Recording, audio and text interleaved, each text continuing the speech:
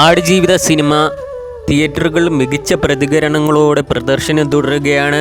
മലയാളത്തിലെ ഏറ്റവും അധികം വിറ്റഴിക്കപ്പെട്ട ഇതേ പേരിലുള്ള നോവലിൻ്റെ ചലച്ചിത്രാവിഷ്കാരമാണിത്. ചിത്രത്തിലെ നായകൻ നജീബാകാൻ വേണ്ടി പൃഥ്വിരാജ് നടത്തിയ ട്രാൻസ്ഫോർമേഷൻ റിലീസിന് മുന്നേ ചർച്ചയായിരുന്നു. ശരീരഭാരം 30 കിലോയോളം കുറച്ചാണ് പൃഥ്വിരാജ് ഈ ചിത്രത്തിൽ അഭിനയിച്ചത്. സിനിമ കണ്ട എല്ലാവരെയും ഞെട്ടിച്ച സീനുകളിലൊന്നായിരുന്നു പൃഥ്വിയുടെ മെലിഞ്ഞ ശരീരം കാണിക്കുന്ന സീൻ. ആ സീനിന് വേണ്ടി പൃഥ്വിയും സിനിമയുടെ ക്രൂവും നടത്തിയ തയ്യാറെടുപ്പുകളെക്കുറിച്ച് ക്യാമറാമാൻ കെ സുനിൽ പറയുകയാണ്.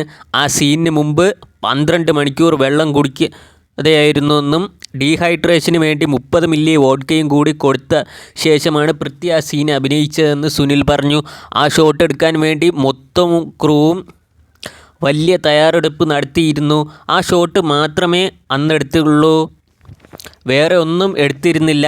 ആ ദിവസം വൈകിട്ട് 3:30 ആ ഷോട്ട് എടുക്കാനായിരുന്നു പ്ലാൻ. അതിന് 3 ദിവസം മുമ്പ് പൃഥ്വി ഭക്ഷണമൊന്നും കഴിച്ചിരുന്നില്ല. 12 മണിക്കൂർ മുന്നേ വെള്ളവും ഒഴിവാക്കി. അതും പോരാഞ്ഞ് 30 മില്ലി വോഡ്കയും കൊടുത്തു. അതും കൂടി ആയപ്പോൾ ബോഡിയിൽ ബാക്കിയുണ്ടായിരുന്ന വെള്ളം കൂടി ഡീഹൈഡ്രേറ്റായി. ഷോട്ടിന് വേണ്ടി വന്ന പൃഥ്വിയെ കസേരയിൽ ഇരുത്തിയാണ് ഷോട്ട് എടുക്കേണ്ട സ്ഥലത്തേക്ക് കൊണ്ടുവന്നത്. മാർക്ക് ചെയ്ത് വെച്ച സ്ഥലത്ത് കൊണ്ടുവന്ന് നിർത്തി ആ ഷോട്ട് എടുത്തു.